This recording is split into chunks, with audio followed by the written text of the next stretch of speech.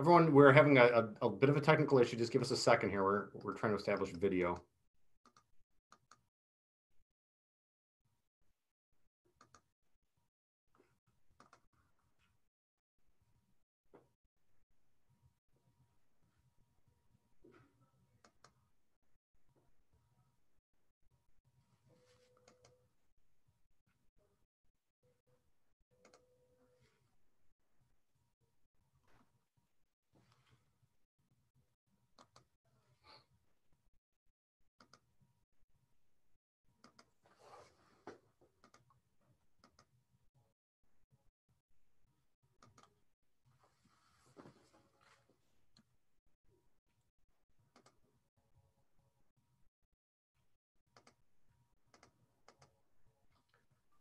Hey, Beth, why don't you start the conversation anyway, and we'll keep working through this.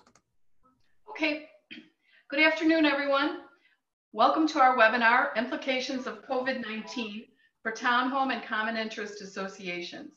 My name is Betsy Guerin. I'm the Vice President of ACTA and a homeowner in a townhome association. I will be the moderator today.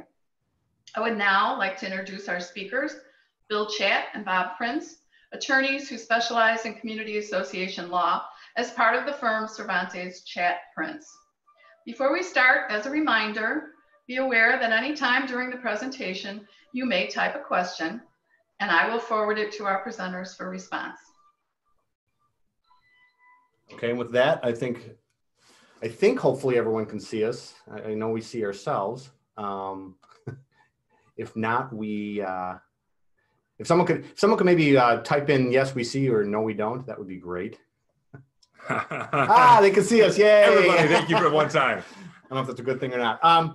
Okay, so obviously we're living in some interesting times now, and the intention of today's webinar is going to be to jump on this issue of how COVID is going to affect association day-to-day operations in the short term. So the first thing that I'll take is going to be the updates of what we know so far. Obviously, we're only lawyers; we're not doctors, so we don't really know the nitty gritty. As far as the court systems go, for all intents and purposes, all of Northern Illinois, which is the service area for our firm, is now shut down. From Kendall to all of Cook, Lake, Winnebago, DuPage, Will County, all the courts have now put in orders postponing cases. As far as court dates go, we're still able to file cases. We're still able to get emergency relief. So if there was something really serious going on, we would be able to get a judge's ear and probably take care of that. So as far as that goes, we're still doing the same things that we're doing, which is sending out any notices that need to go out, filing cases and all that. However, we will not be going to court anytime soon from what we can tell. That's also in the federal system. The trade show circuit, as you can see, we're doing everything virtually now. And that's what our intention is going to be today, being the first. We're going to hopefully right away jump on and get some other ones scheduled and keep the education flow going. So that's kind of it. Late breaking news. It's not official yet, but we did see, according to the Chicago Tribune, that Governor Pritzker is going to put a shelter-in-place order, just like we've seen in California and now New York. So that is something we're going to kind of modify as we're talking. When we wrote this presentation, that was not the case, so we were going to kind of have different answers. But with that in mind, being that's a good source of information, the Tribune, I'm going to assume that is going to happen. Let's go to day-to-day operations. So let's talk about the cleaning of the common elements. So obviously with the condo, we're talking about a lobby, halls, and things like that. Yeah, so the day-to-day operation of the association, obviously you're still professionally managed. Some of you, other ones of you, the board of directors is expected to manage the property over time. And one of the concerns that was almost immediately raised by one of my clients is what do we do if in the event somebody actually has COVID in our association? If they have COVID-19, what do we do and how do we react? Well, one of the first concerns is if we're a single family home, you probably don't have much you have to do because you don't usually are responsible for many common elements that people touch and or do stuff with.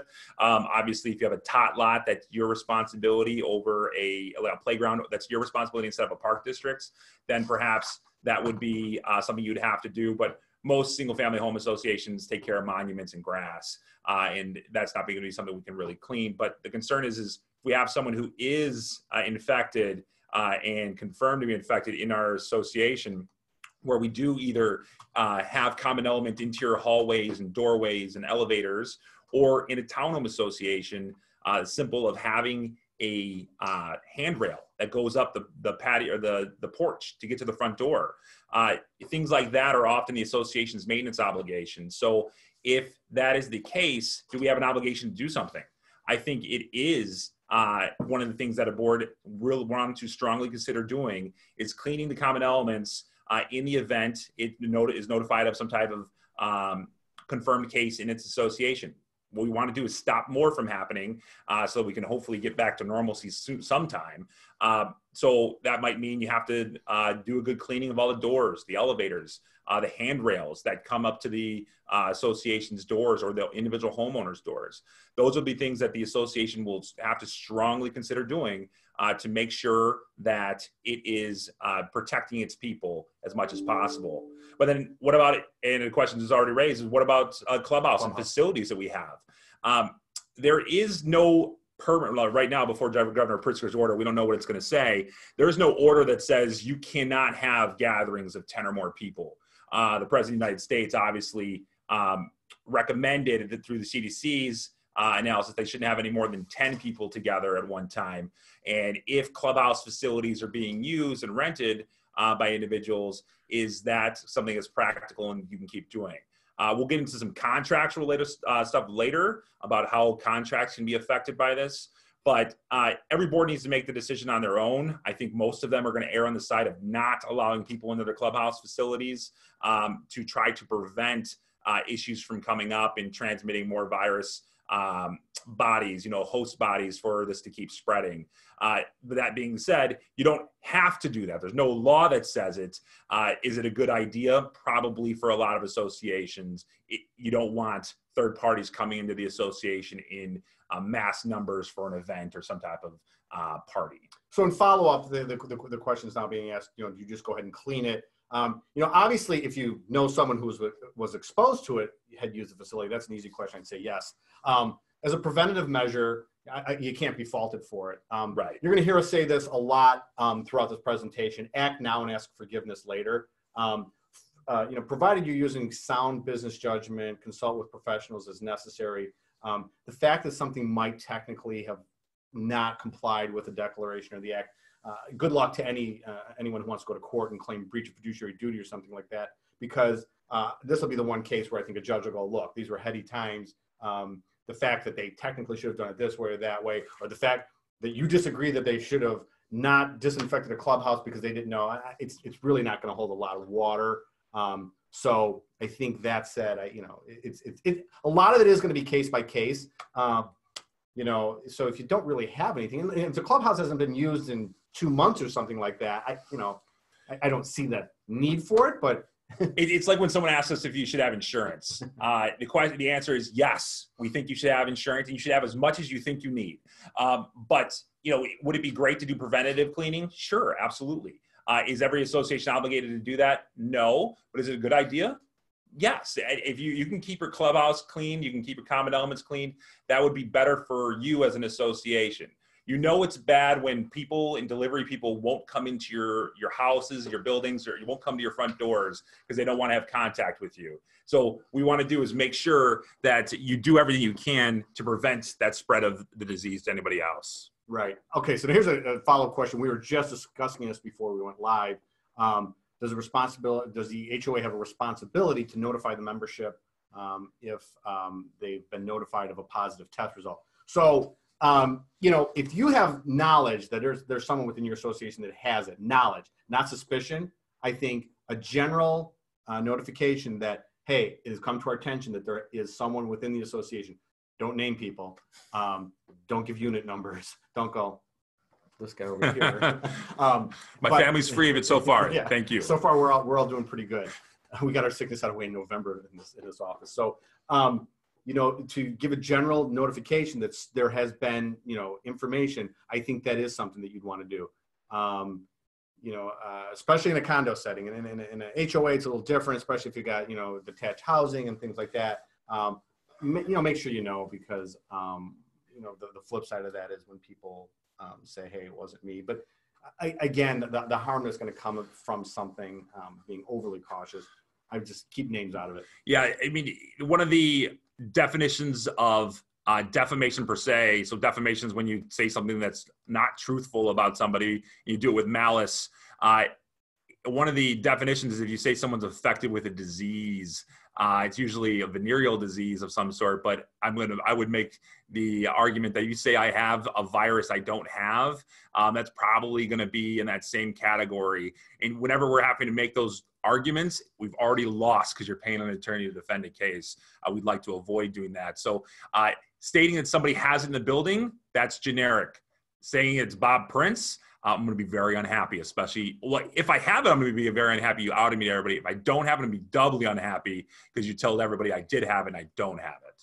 I have to say, we're joking that, you know, a lot of the things that we're mocked for being attorneys, you know, you're mucking it up with lawyer language, act of God, force majeure, loathsome disease. Like, I don't think I've ever had a libel or a slander where that was one of the things I was dealing with. It's normally, you know, people in their profession or fraud or things like that. We're literally dusting off things. In fact, earlier today, I pulled out my Black's Law Dictionary just to look at the basic definitions of some of the things that we're actually talking about. It's a 2001 copy, by the way. It's a little outdated. So, Bill, can I ask a question? Yes, go ahead, Betsy. I'm not sure you're seeing the questions. I see questions in addition to the chat. Mm-hmm. Someone wanted to know if they could use Zoom for their meetings, and also they have owners that aren't up to using this technology. So how do we preserve the need for the board meeting to be accessible to owners if they do it this way? Great timing, because that was the next topic. So let me start by saying the platform we're all using is called Zoom. And what we're doing right now is throwing what's called a webinar. Zoom also has the ability to do just a meeting, which would be a closed circuit of just people that would be invited. And, you know, there's other packages out there, GoTo and all this, but Zoom, the nice thing about Zoom is their first package is a free package. So for small associations, from what I saw online, they would actually probably be able to use Zoom for their meetings. Now, the issue being for people that are not technologically advanced, you know, my first instinct will be like, well, why don't you go over to the unit of someone that is? And after I just said, don't go see your neighbors. The issue is this, that let's cross that. So the Act says under 18.8 that anything that needs to be done, notice, you know, votes, blah, blah, blah. And we're going to take an annual election separately because there's a separate provision. So I'm just talking about general things, a meeting of the board, we're going to approve a contract. 18.8 now, when it was modified, pretty much you don't even have to have a rule. You can just go ahead and do it. For anything but an election, I think, yes, there's a specific provision on elections in 18.4 that would make it so we have to adopt rules to do that. But the law says anything we can do, anything we have to do under our community instrument sort of law, we can do either informally or through the action through electronic means. So what we're expecting is this is actually going to push, this pandemic is going to push a lot of associations to start utilizing more technology. But that one person who doesn't have access to the internet or doesn't have access to a phone, unfortunately in today's time, we're not going to have a solution for you because we can't have in-person meetings right now because nobody feels comfortable and safe enough to do it. You know, the 6 foot away from each other rule works well when you have 5 people in a room. When you have 10 people in a room, it's impossible to do in any real fashion that will be usable. So unfortunately, what you're going to have to do in this case is probably have that meeting without that owner being able to know it, but you can tape it. This is all being recorded. This could be recorded so that someone would be able to hear exactly what happened at the meeting. As a lawyer, I will tell you, it scares me a little bit because video doesn't lie. So if somebody makes a really bad remark that we're used to hearing at meetings, such as we don't want those people to be here, and we all know what those people means, that can be troublesome. But it is probably the only way we're going to get information to those individuals who are not technologically savvy to be able to do this. And hopefully moving forward, we'll have a plan of how people will have to do this, and we'll have some rules and some papers that people will have already of how they could access this information to be able to do it in the future. And back to 18.8 for a second, there is a provision in there where it says if someone expressly says, I do not consent to electronic, you're going to have to, under the law as it is, you'd have to deal with them the old-fashioned way, paper and all that. Again, for the time being, when we start having things like shelter in place and things like that, you're gonna get a little bend, I think, in terms of people, holding your feet to the fire on, hey, look, 7 people were electronically in, but 1 person said they wouldn't do it. We're gonna have to deal with them, give them summaries. And the nice thing about video, just like this, for people who don't make it, this is going to be recorded, just so you know. We'll put the link up on our website and things like that. So you'll have an electronic record, because the 18.8 says, blah, blah, blah. Oh, by the way, make sure that there's a record, because I've been getting that a lot lately with Zoom cameras and Nest cameras and Ring cameras. When people have them on their doorknob, what's the association to do about that? And I said, well, if it's a common area, you have no expectation of privacy. Well, what about the cameras we maintain in our own hallways? Well, if you're going to run that, you should have a policy about it. You should say, hey, Sure. Look, the system we use maintains footage for 30 days. But if someone makes a request, and amongst the other things they're asking for, that does become a record. So these electronic meetings that are going to start coming into being a little bit, there will be a record if you use a format like Zoom. Yeah, and I do really expect that this will push a lot of associations to using technology and working actually more efficiently. I'll tell you, it's never good being at the meeting and it being in its 3rd hour of a meeting, especially as a lawyer being there, because I just think of how much they're paying me to be there sometimes. So efficiency is the key. I expect you're going to see a lot more efficiency coming out of boards after this, as we're trying to utilize this technology. There's nothing to say you can't do this anytime. Right. This was always in place before this pandemic. Exactly. Before this pandemic, I would have always told you, just try to have a place where someone could access a phone line to be able to get into the board. And there is technology out there where someone can call in, that they can literally call into the same conference. They can hear everything and talk, but they just don't have to see it through the internet. So that technology is still out there too for other functions to be able to use. And just going to the Zoom platform, and I didn't look into it much because we're throwing a webinar. Zoom actually offers centralized areas where everyone can gather in a room. And again, it's not going to work now if we've got shelter in place. But going forward, if we got an association that says, hey, you know what? Because I think every board meeting will say, hey, look, this is a volunteer position. It takes my time, blah, blah, blah. I'd rather do it from the comfort of my own home. There is, apparently Zoom has these things where it's probably like a Regis office where it'd be a central location where they'd have maybe one screen up on the wall and everyone would actually be seeing the meeting. So, and of course, there's nothing, again, once we kind of go back to normal, like we were kind of positing that as a result of this might be more of something that takes traction. And it's certainly better for board members who are working. You might have that one person within your condo building or association who is a tech savvy person. So once we get past this social distancing issue, you could say, hey, for now, and go to so-and-so's house and you guys will be able to participate via that person having the computer on. Maybe we'll get better quorums. And regardless, you're going to have to put together good meeting minutes of everything that happens anyways. I would encourage you to make those as available as possible. So make sure that they are either posted electronically. You can approve the meeting minutes in advance of the meeting.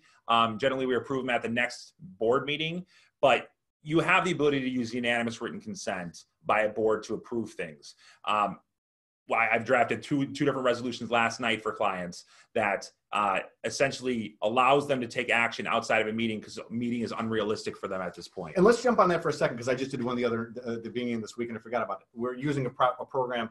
If we have any real estate agents out there, there's a program called DocuSign, which a lot of times the agents will use with their clients to say, hey, sign this and you get the contract together. There's one we're using called HelloSign. So we did a resolution with that. It was something we had already decided we were going to do. We were supposed to do it the next meeting. The local library was shut down. And so we did a unanimous consent with a resolution, and we circulated it around, which under 18.8 we can do. and we've now put that into effect.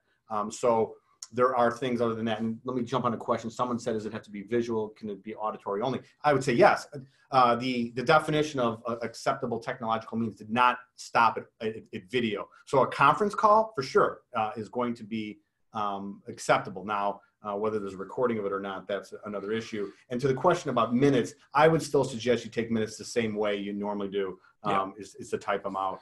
I don't think this gives you a pass on, well, you know, the minutes are within the video. I still, because minutes, the one thing that drives me nuts, minutes are not a blow by what happened. And a recording of a meeting is going to be. Right. Minutes are, for all this talking we did, is that Bill said you can do this, Bill said you can't do this, we voted yes, we voted no. That's what minutes are supposed to be, not this ad nauseum discussion. And when we're talking about taking action outside of meetings, in part we're talking about not adhering to the Condo Act or the Common Interest Act's requirements of an open meeting and all decisions being made at an open meeting. The General Not-for-Profit Corporation Act allows us to take informal action as a board as long as 100% of the board approve of it, and they have to sign in writing that they do approve of it. So, you know, that is the requirement. You can't get around that. So if you have the one board member who will never respond to anything, they don't respond to this, you actually can't take action outside of a meeting. That being said, in the event of an emergency, obviously we want the associations, and I think the law does, specifically actually in the Condo Act, to take emergency action as is needed. So, for example, if someone comes down with COVID in our association, the emergency action without a meeting would be to clean the common elements, right? Whatever expenditure it takes to clean that, nobody is going to second guess that decision. If an attorney wants to file a lawsuit or an owner wants to file a lawsuit about it, I welcome it. Please take me in front of whatever judge is in this Chicagoland area with that case. I will love to see the look on the judge's face at that owner and lawyer for bringing that case against an association. I always like to walk around quoting the USFL case, which is when the USFL years ago, if anyone remembers, the USFL is a league that tried to compete with the NFL. It's kind of going on 30 years now. Didn't work out so well. Part of what happened was they had trouble getting TV slots because the NFL was working with the networks and all that. So they sued and they said, hey, NFL, you encroached on our ability to get our product out there. And in the end, they were right. They won. They got a verdict against the NFL. $1. So there's things where, yeah, technically they should have done it this way. What's the harm is what the judges are going to do. And I can tell you, for this time period, if you have that one owner out there who is going to be walking around with the declaration, all that, they're not going to fare too well in front of judges right now, provided you showed business judgment, thoughtfulness, consulted with professionals where necessary. Just for a second, someone had asked us to introduce ourselves, and I keep looking at that. In case you didn't hear, I'm Bill Chatt. This is Bob Prince. We're the managing partners within the association practice of Cervantes, Chatt, and Prince. We do everything from declarations, transactional, to the collections for associations. We do everything for associations except for tax appeals. Exactly. We refer those to other people who do them better than us. And both of us are very active in a lot of the trade associations. ACTA being today's host. Some of the other ones, you'll see us author articles, speak at different engagements and things like that. So that's who we are. Just want to let everyone know. So we were on the issue of electronic of meetings. We covered about cleaning doors, elevators.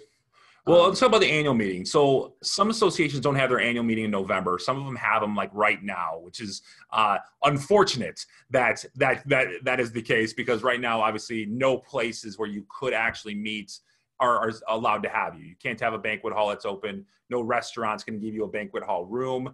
You can't meet at fire stations because all of them are closing. And unfortunately, most places don't have offices that could fit enough people to be able to host an annual meeting.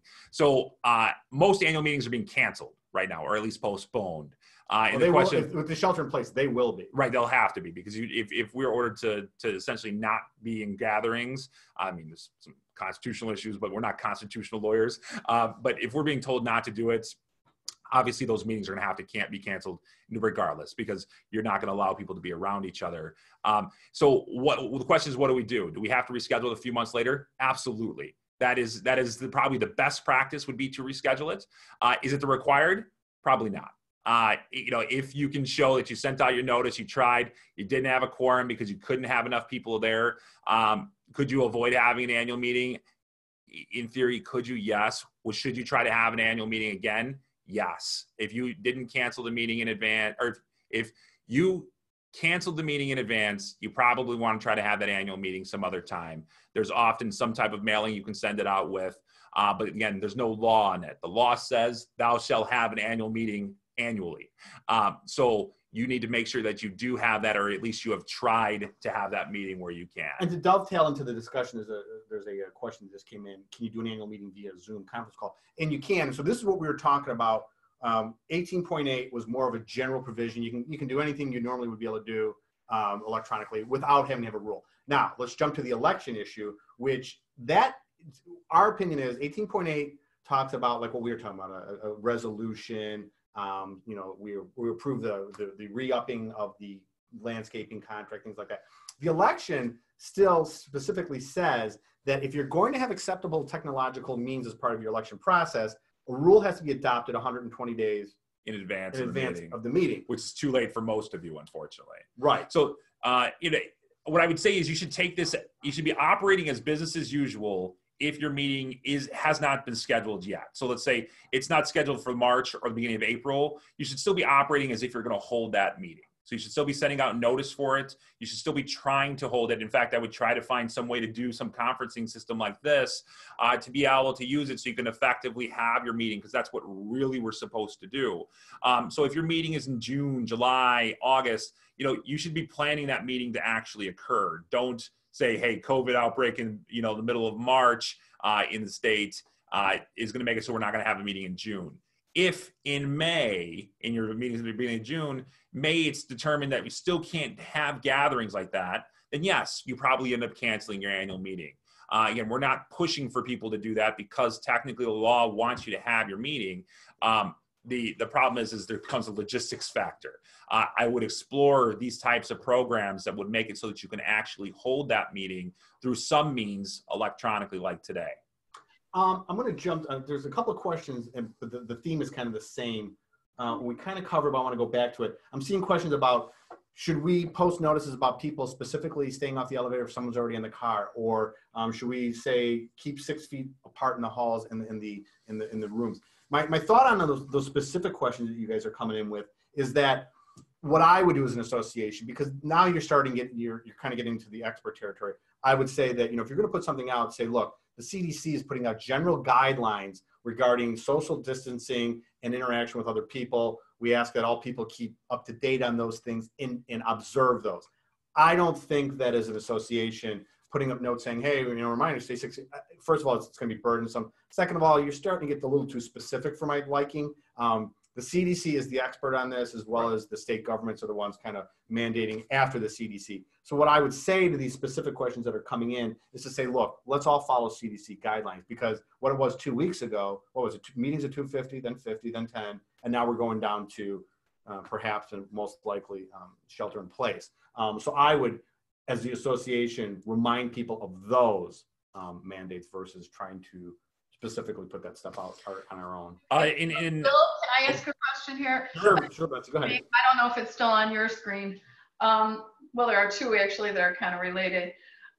Management company has to get some answers from the board, obviously. So now they're holding things called workshops. And I'm assuming it doesn't say it, but they're not inviting or notifying all of the homeowners that these meetings are being conducted. Is that appropriate, or is there a way around it? How should we respond to that? So a workshop is, a four-letter word, post-palm world, but there are a lot of exceptions to the open meetings requirement for a condo in a association subject to the Common Community Association Act. And so that's a non-condo, non-master association who has at least or more than 10 units and a budget of more than $100,000 in assessments. They have 6 exceptions, and they can use those exceptions outside of a meeting. So if it's talking about litigation, talking about employee issues, if someone has if they have employees in their association, if they're talking about collections, delinquencies, talking about vendors, a very broad discussion of vendors' performance and their contracts and talking about who to hire, or if they're talking with legal counsel, all of those things can be done outside of a meeting without the membership being there. The key is, though, they're not allowed to make a decision on any of those issues. So they can talk and rendezvous and have a discussion about any of those topics I just listed outside of a meeting. But if they try to take action on any of them, they actually have to call a meeting or do the unanimous written consent that we mentioned earlier. Right, and speaking of that, I do have someone missed the parameters of the meeting vote for the unanimous consent. It says that it requires 100% vote of the board members and all must sign. Correct. Okay, so how is that, how do they then notify the rest of the homeowners that that took place? It isn't usually sent out to the homeowners, though. I know for the one of them I did last night, it's a balcony project where they're concerned about balconies. They're going to send it out because they want to make sure everybody knows that they're taking action to address it. There's nothing that says it has to be sent out. I think it's a great practice to do. At a minimum, send it out with the next minutes or the next meeting notice. The question is, a lot of people wonder if they have to ratify that action.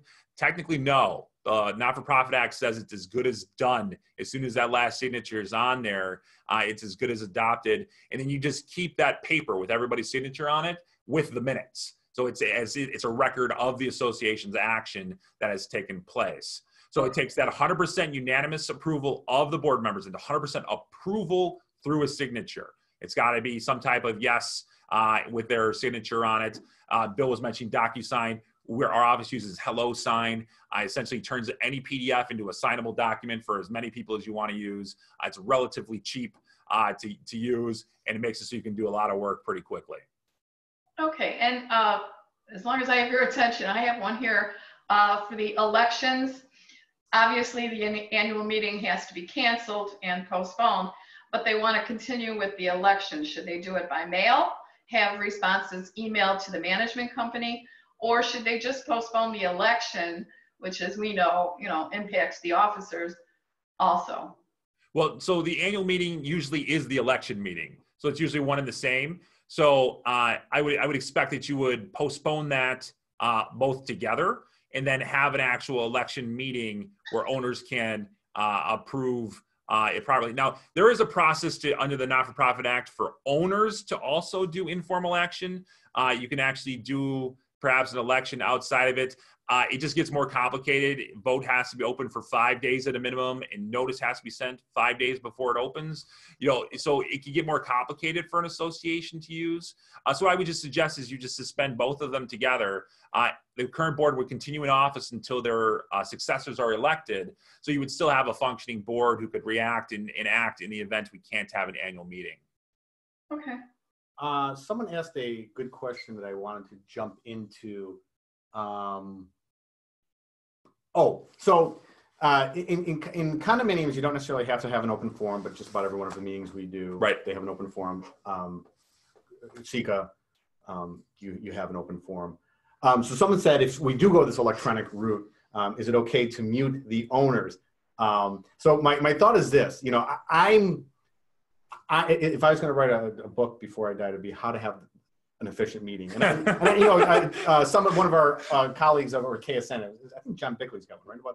I don't know, a lot of them. Yeah, one of the first ones ever was that. Not to advertise for other firms, but yes, it's okay. Right. We like them. Yes, no, Mr. Bickley's a very well-respected practitioner in this area. So I'm very much for that. So the issue about muting things, if you can imagine what we're doing now and we have over 100 participants with audio on right now, knowing how board meetings or meetings of the members go, I wholeheartedly would say, yes, you can mute them.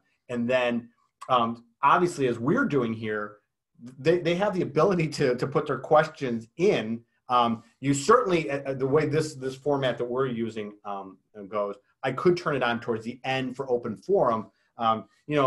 This is going to be where maybe, where technology is starting to come into bear within association meetings, that maybe the way meetings run will change a little bit. Like saying to the people, hey, just so you know, we're all out there. I'm going to turn on the audio now. Can we please recognize the one at a time concept? Because if everyone just starts yelling, as often does happen, at meetings we're at, It's not going to work. One at a time doesn't work. It doesn't ever happen on a conference call. As soon as someone stops talking, everybody else thinks that's my opportunity to now talk. Right. So I expect you'll be muting everybody. If you don't mute everybody, I think it'll be fun. It'll be a lot like deciphering it will be very fun to try to figure out what's going on. So you're going to mute everybody for that point, and then as the people come in with their questions, maybe you can unmute them so they can ask their physical question. Right. I mean, there's different, and again, this is our first foray into this. There's another way you could do it. Is like you could say, hey, look, because we've got these online questions, when so-and-so says, I'd like to ask a question, then you could unmute that person. It'll all depend on the size of your association, of course, because if we're talking about an HOA out west, theoretically you could have 200 and something people. It's going to be really hard to keep track of that. But the online questions certainly is one way that you can. We've got two monitors going here. You can't see it. So I've got all your questions and things that we're talking about on one monitor. And then we're just monitoring our lovely faces. And we have the raise your hand, one of our... raise your hand, that's true. That raise your hand as well, right. So that is where someone has the ability to hit this thing, to raise your hand and specifically be recognized. So that's another way of doing it. 100% for each action, carte blanche, or I'm sorry, 100% for each carte blanche. Right, or carte blanche. So it's 100% of every decision they want to make. So if it's if they are trying to use an action and they put too many things together, if you can't get 100% of the board to approve everything that's listed, you can't approve any of it. So often boards will only try to approve things individually. So I'm expecting a lot of our clients to actually ask us for forms to be able to use unanimous written consent on a general basis to be able to have something ready to go for them to use. Right now, we're just drafting them as we go. Okay, I have a question that just popped up. It's changing the topic a little.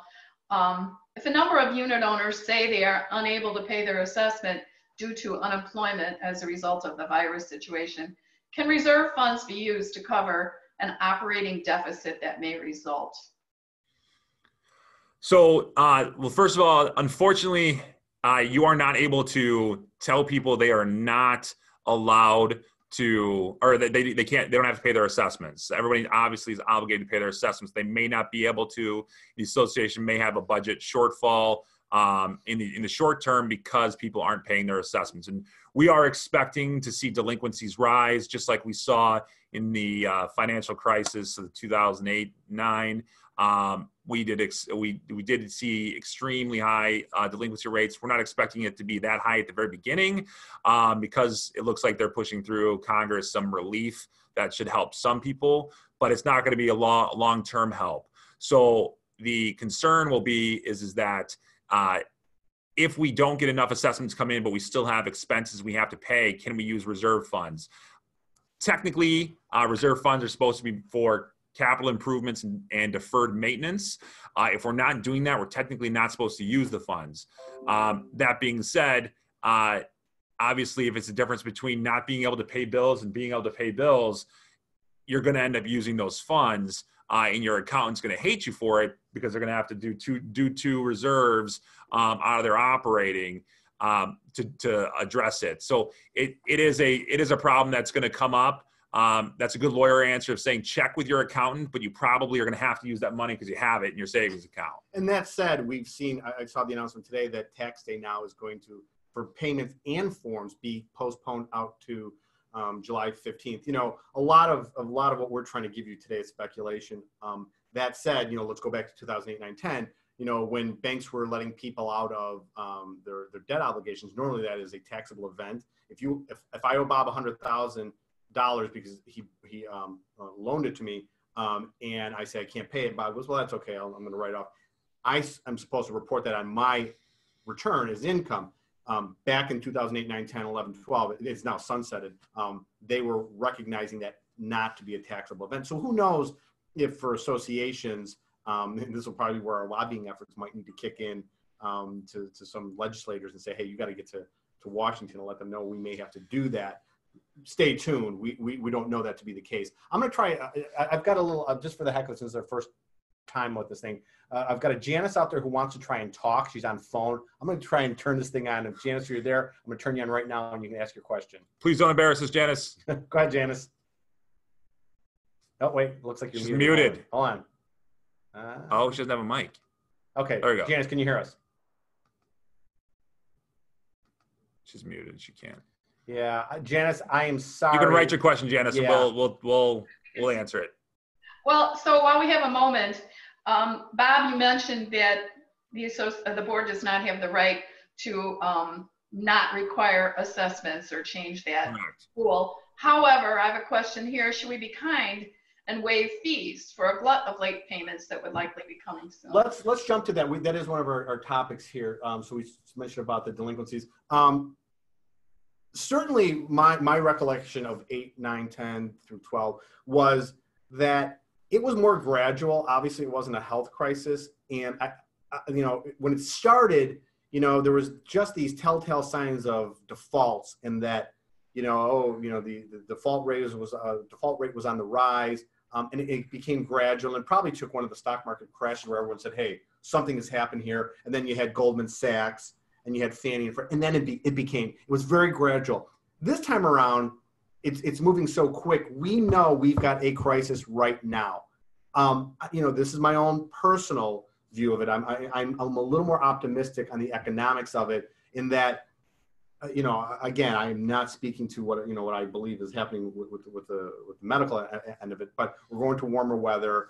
We're going to shut down for a while, and we're going to get back up. And it's certainly going to be a shorter period of economic hardship than 08, 9, 10 was. I mean, you had foreclosures, you had people losing jobs, you had banks that needed to be bailed out, you had the big three in bankruptcy, all on a long-term basis. As the medical crisis subsides, hopefully it'll be a shorter period. So that said, to the question that Betsy is posing, is that, we really should start looking about payment plans and start thinking about it right now, because, let's give you an extreme example. Let's say you got a 30-unit condo, and 12 people are either flight attendants or work in the hospitality industry or work in the food industry. These people, they're going to have difficulty coming up here, and right. This one little lump sum payment that the government's going to give is not going to cover the long term of what people have. So let's start thinking right now about it. Yeah. So can you waive stuff? The answer is anything but assessments is waivable. Anything but your physical assessments, the board can do. Obviously, if it's out of pocket, that starts to cost and hurt the association. Everybody technically is paying more. But technically it is something that you're able to do, is waive those other expenses that are non-condo expenses for assessments. The question is, should you? That's a political discussion for every board to make an answer to. Obviously, we don't encourage collections just for collections or putting people into collections. If it's going to be it's going to bury people. That's not what we do at our office. What we encourage is payment plans, workouts as much as possible, because getting people an ability to pay you is the best way to get income into the association. So if we can do that by having a little bit better approach on payment plans versus the standard pay it in 3 months or the pay it in 6 months, maybe you have to extend that out to make it so it's a little bit more workable for some people. But you cannot defer assessments. You can't say, hey, you don't have to pay all of your assessments for this month. No, you have to pay your assessment this month. We're always talking about the assessments going backwards. And there's questions out here about how do we prepare ourselves for this? Well, some budgets do have contingency line items. The problem is that the contingency line item is funded over time, right? Because you're spreading that contingency out over 12 months instead of the 3 months we're in so far of the fiscal year. But in reality, what you're going to end up having to do is cutting back in some places. If you have expenses that are going to be incurred because of this, you're going to have to find some way to rob Peter to pay Paul. And unfortunately, what that means is sometimes general maintenance will be affected. But the hope is that we will be able to get back to a baseline somewhat soon. It looks like Janice brought in her question. It looks like it's a building and employment issue. The employees are still working in their building, but they've asked the board if they can leave. What can we recommend? So what I would first recommend is if you're in a collective bargaining agreement, you have to consult what your collective bargaining agreement says. That being said, the law that's coming through is basically out of Congress is basically going to give people paid sick leave, essentially to 1, take care of themselves, 2, take care of others, 3, if they can't, their daycares and schools are closed. 4, if they're concerned about their safety and their well-being. So that last one is pretty broad. So I haven't seen what the laws, says. It was adopted last night, I think, or it was signed into law last night. So I have no idea exactly what it says. But what my anticipation is that the employees of the building are probably not going to have to work there for the time period in which this virus is raging through our area. That's what it's kind of is going to. And then the question is what do we do? And well, we're going to manage. And of course, it's shelter in place, which for all intents and purposes looks like it's going to happen. That's going to probably answer your question as well. I mean, if we're talking about employees that were coming to cut the grass or something like that, that is not going to be viewed as essential. Obviously, if a pipe lets loose or we've got a major, life component of the building, I think that's going to be different. But for basic maintenance and things like that, that's probably contractors aren't coming out for that. Right. No, I mean, we're seeing that with the contractors themselves. I've got a balcony project that was put on hold because of that. I see a really interesting question. Let's cover this one. Thoughts on prohibiting move-in and move-outs or new leases in a large high-rise with 65% renters. So people have leases. I'm supposed to come in this Saturday. We got a shelter in place. I don't know if they're going to be able to get a U-Haul. Right. I don't know how they get their stuff in. But I mean, obviously the concern, I was in urgent care yesterday. Before I could walk in, I had to answer 5 questions about whether or not I know anybody who has coronavirus, whether I'm exhibiting any symptoms, whether I've been around anybody who's traveled internationally. And the answer is I have no idea if I have. I hope I haven't. But I have no idea if I have. I know I don't have it right now. At least I'm not exhibiting any symptoms of it. So the concern is people coming from outside to a place. Well, what happens to the person who's in between, who's stuck in between? They just left their other house and they're trying to go to their new house. They can't get to their new house because of basically a ban on going to places. I'm interested to see what the shelter in place order is going to say, whether it says literally you are not allowed to travel in and out. I know there was talks about them closing down the city of Chicago that started spewing yesterday. It's a very big city to try to close down an entire city, so it's going to be interesting how they do that. But done in California, New York, so we'll see it. We'll see how it works out. But the answer is probably people have a right, if they are an owner or they're a tenant, they have a right of ingress and egress over the common elements. So technically, a person has a right to come and go to the property, and you can't keep them out under normal circumstances. The question is this normal circumstances? I think, again, if we take the position of a reasonable person, hey, I'm the new tenant. Can I go in there with an air mattress and my bag of groceries? I would let that happen. But hey, can you shut down the elevators so I can get in and out? I'm going to leave the doors open all day and we're going to have a U-Haul in front. That probably is going to be a tough one to answer. I mean, if I'm going to go on record, I'd say no. I'd say, look, we'll let you go into your place and, you can lay on the floor or lay on an air mattress or something like that. But leaving the doors open for an 8-hour move right now sounds like a bad idea. Someone from the CDC would not be happy with that. And so, I would say, I'm going to go on a limb and say, no, let them in, let them stay there, let them go on with their lives and things like that. But the large scale move, I think, needs to be postponed.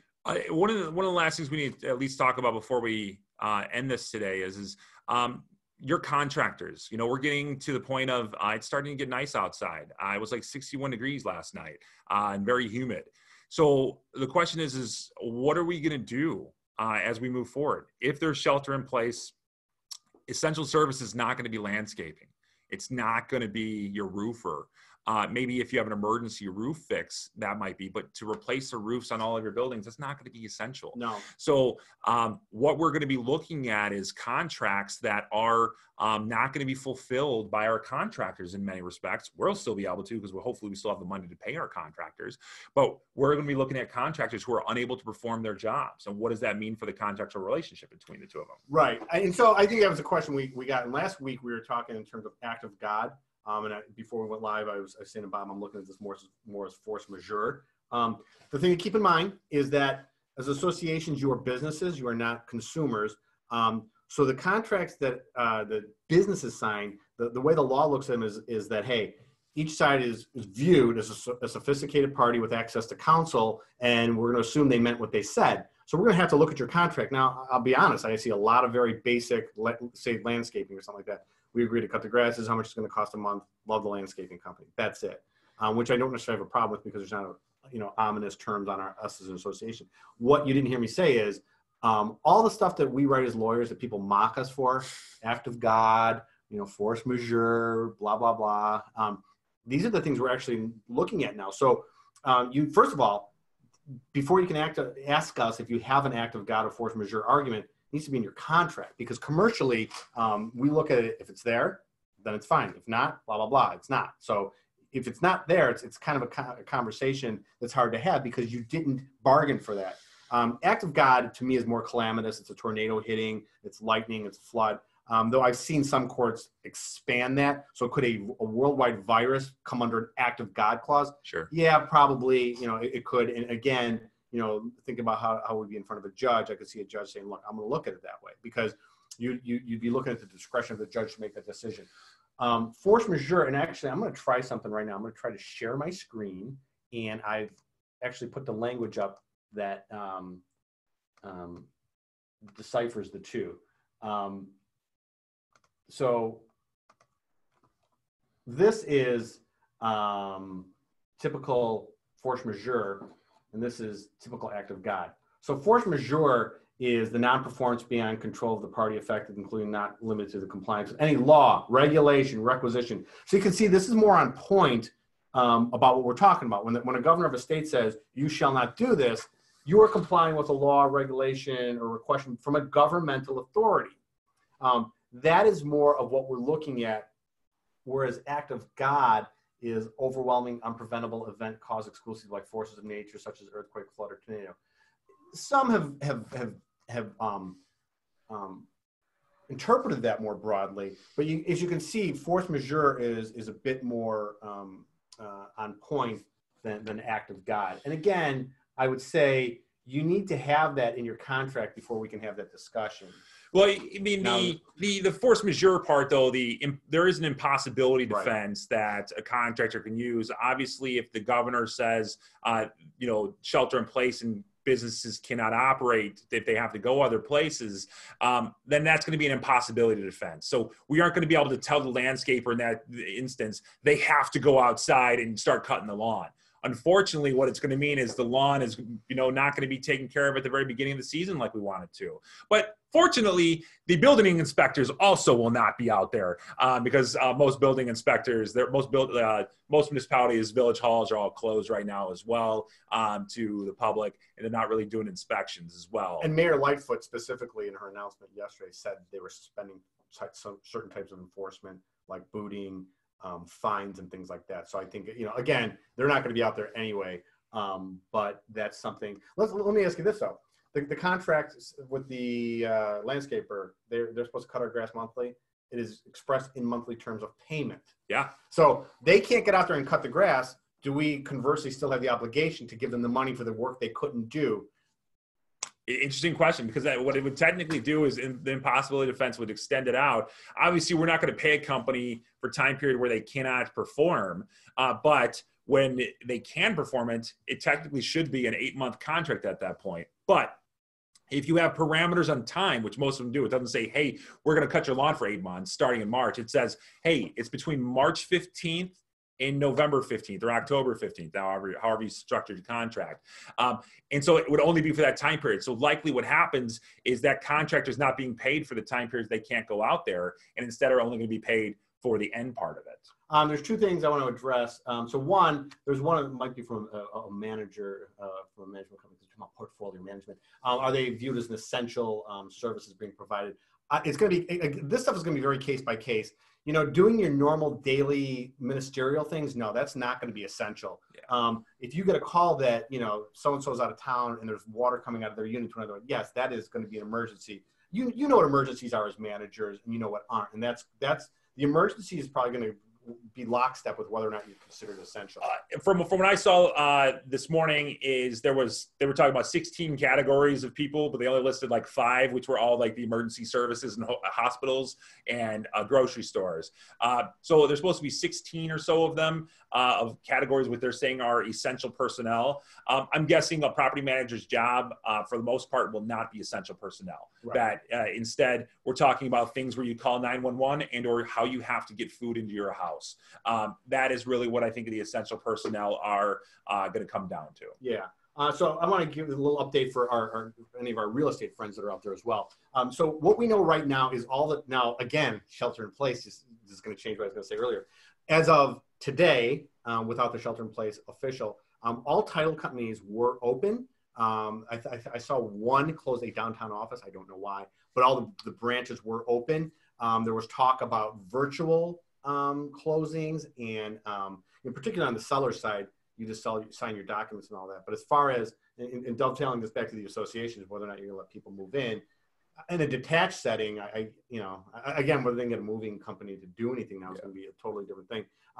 But as of today, it was believed that closings were going to go on as scheduled. So somehow, if you can eke out a title company that's going to let you do everything remotely, and then of course they'll be with the lenders as well to say, yeah, we'll accept it. The lenders are usually the ones on the buyer side that they want the wet copies and all that. But as of right now, we assume that the shelter in place is going to change that. The working with the vendors, we talked about that. Let's see, is this being recorded? Yes, it is being recorded, and we will put up a link for people that cannot see it. Pool maintenance, again, that's going to be affected by this shelter in place. But put it simply, you don't have to pay, except for employees. You don't have to pay people in companies that don't perform services for you. So if they are unable to perform the service, you generally do not have to pay them for the service. So it's a breach of contract to not perform a service. There might be an excuse, which makes it so you don't get damages, right, but you don't pay them for their performance, for their not having to perform the service for you. Or else I'm going in the landscape business and I'm going to do a lot of contracts for 2 months right now to try to get paid for the time period where I'm never going to do any job for. Right. So that kind of wraps up what we were trying to accomplish today. Rest assured, we're already working on the next one. We are going to try to do these as often as possible.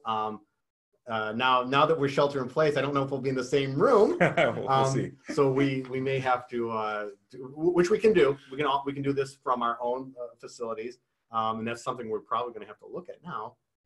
This shelter in place thing, I'm going to have to, when we finish this thing up, we're going to have to take a look at it and see what it means. So as your invisible ACFA representative here, right, let me take this opportunity to thank you, Bill, and thank you, Bob. It was very informative, and I can see from some comments we may just have to do another one. Yes. The same topic. But anyway, and I would also like to thank all of the participants who called in. It was a last-minute notice, and we had some glitches. We, rest assured, we're going to straighten them out, and we do appreciate your support, everyone. So okay. Thank you, everyone. Stay safe. Take care of each other, and above all, be reasonable in moving forward. So, all right. Thank you all. Have a great day. Take care.